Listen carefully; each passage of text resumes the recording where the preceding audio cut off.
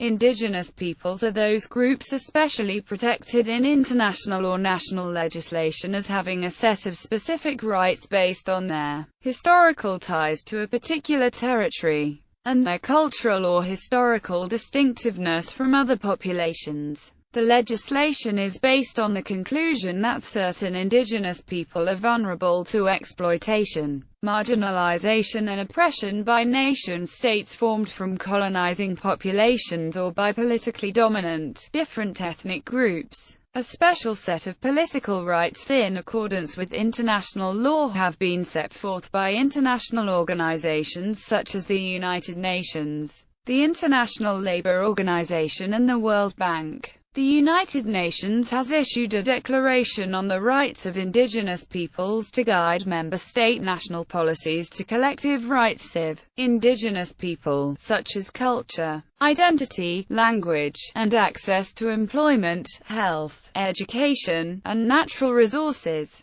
Estimates put the total population of indigenous peoples from 220 million to 350 million. A defining characteristic for an indigenous group is that it has preserved traditional ways of living, such as present or historical reliance upon subsistence-based production, and a predominantly non-urbanized society. Not all indigenous groups share these characteristics. Indigenous societies may be either settled in a given locale, region or exhibit a nomadic lifestyle across a large territory, but are generally historically associated with a specific territory on which they depend. Indigenous societies are found in every inhabited climate zone and continent of the world. Indigenous peoples are increasingly faced with threats to their sovereignty, environment, and access to natural resources. Examples of this can be the deforestation of tropical rainforests where several of the native tribes' subsistence and the normal lifestyle are threatened. Assimilative colonial policies resulted in ongoing issues related to Aboriginal child protection. Etymology. The adjective indigenous is derived from the two ancient Greek words indo equals endo, epsilon nu delta omicron, meaning inside, within, and genus equals, meaning birth, born and also race.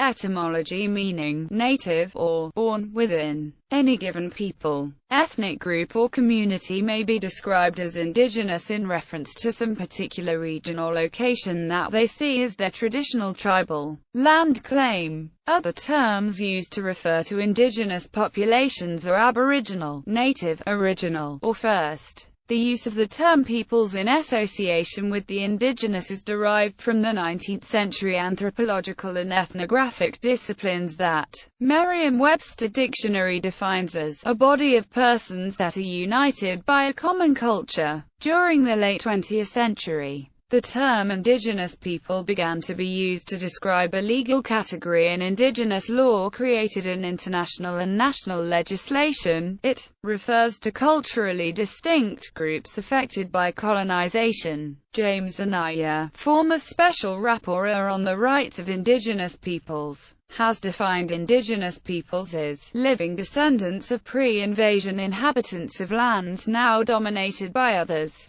They are culturally distinct groups that find themselves engulfed by other settler societies born of forces of empire and conquest. They form at present non-dominant sectors of society and are determined to preserve, develop and transmit to future generations their ancestral territories, and their ethnic identity. As the basis of their continued existence as peoples, in accordance with their own cultural patterns, social institutions and legal system. The International Day of the World's Indigenous People falls on the 9th of August as this was the date of the first meeting in 1982 of the United Nations Working Group of Indigenous Populations of the Subcommission on Prevention of Discrimination and Protection of Minorities of the Commission on Human Rights. National definitions throughout history. Different states designate the groups within the boundaries that are recognized as indigenous peoples, according to international legislation by different terms.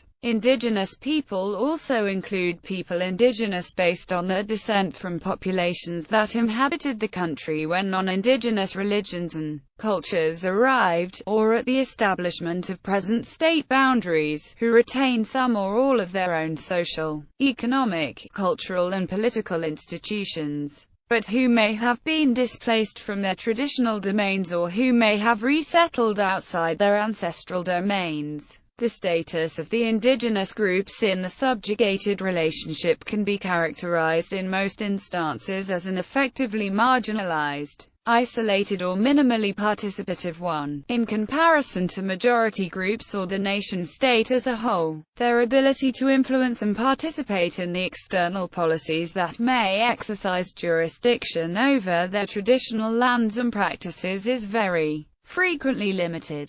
This situation can persist even in the case where the indigenous population outnumbers that of the other inhabitants of the region or state. The defining notion here is one of separation from decision and regulatory processes that have some, at least titular, influence over aspects of their community and land rights. In a groundbreaking 1997 decision involving the Ainu people of Japan, the Japanese courts recognized their claim in law, stating that, if one minority group lived in an area prior to being ruled over by a majority group and preserved its distinct ethnic culture, or even after being ruled over by the majority group, while another came to live in an area ruled over by a majority after consenting to the majority rule, it must be recognized that it is only natural that the distinct ethnic culture of the former group requires greater consideration. The presence of external laws,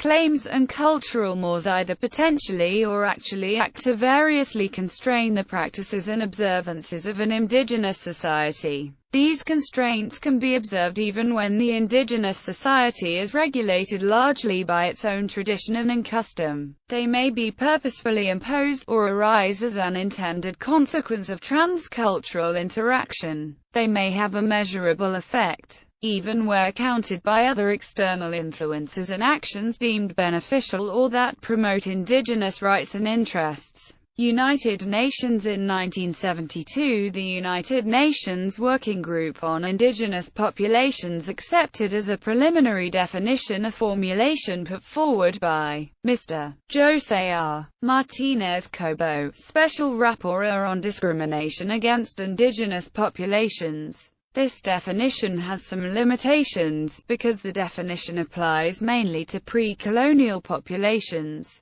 and would likely exclude other isolated or marginal societies. Indigenous communities, peoples, and nations are those that, having a historical continuity with pre-invasion and pre-colonial societies that developed on their territories, consider themselves distinct from other sectors of the societies now prevailing in those territories, or parts of them. They form at present non-dominant sectors of society and are determined to preserve, develop, and transmit to future generations their ancestral territories, and their ethnic identity, as the basis of their continued existence as peoples, in accordance with their own cultural patterns, social institutions and legal systems. The primary impetus in considering indigenous identity comes from the post-colonial movements and considering the historical impacts on populations by the European imperialism. The first paragraph of the introduction of a report published in 2009 by the Secretariat of the Permanent Forum on Indigenous Issues published a report states for centuries, since the time of their colonization, conquest or occupation, indigenous peoples have documented histories of resistance, interface or cooperation with states, thus demonstrating their conviction and determination to survive with their distinct sovereign identities. Indeed, indigenous peoples were often recognized as sovereign peoples by states, as witnessed by the hundreds of treaties concluded between indigenous peoples and the governments of the United States, Canada, New Zealand and others. History. Classical antiquity. Greek sources of the classical period acknowledge the prior existence of indigenous people, whom they referred to as Pelasgians. These peoples inhabited lands surrounding the Aegean Sea before the subsequent migrations of the Hellenic ancestors claimed by these authors. The disposition and precise identity of this former group is elusive, and sources such as Homer, Hesiod and Herodotus give varying,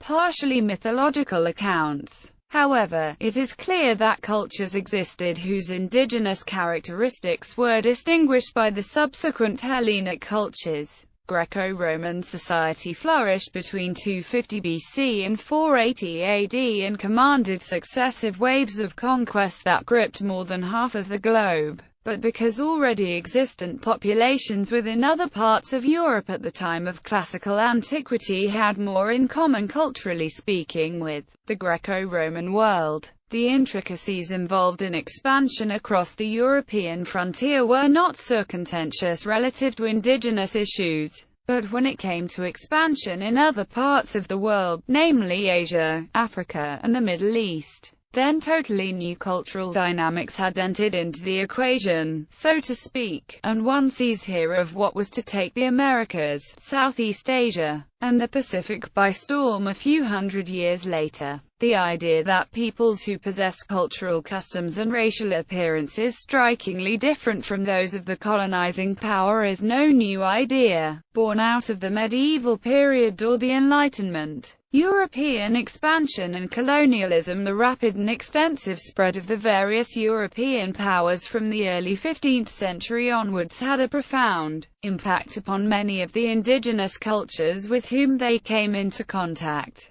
The exploratory and colonial ventures in the Americas, Africa, Asia and the Pacific often resulted in territorial and cultural conflict, and the intentional or unintentional displacement and devastation of the indigenous populations. The Canary Islands had an indigenous population called the Guanches whose origin is still the subject of discussion among historians and linguists. Population and distribution. Indigenous societies range from those who have been significantly exposed to colonizing or expansionary activities of other societies through to those who as yet remain in comparative isolation from any external influence. Precise estimates for the total population of the world's indigenous peoples are very difficult to compile, given the difficulties in identification and the variances and inadequacies of available census data. The United Nations estimates that there are over 370 million indigenous people living in over 70 countries worldwide. This would equate to just fewer than 6% of the total world population. This includes at least 5,000 distinct peoples in over 72 countries.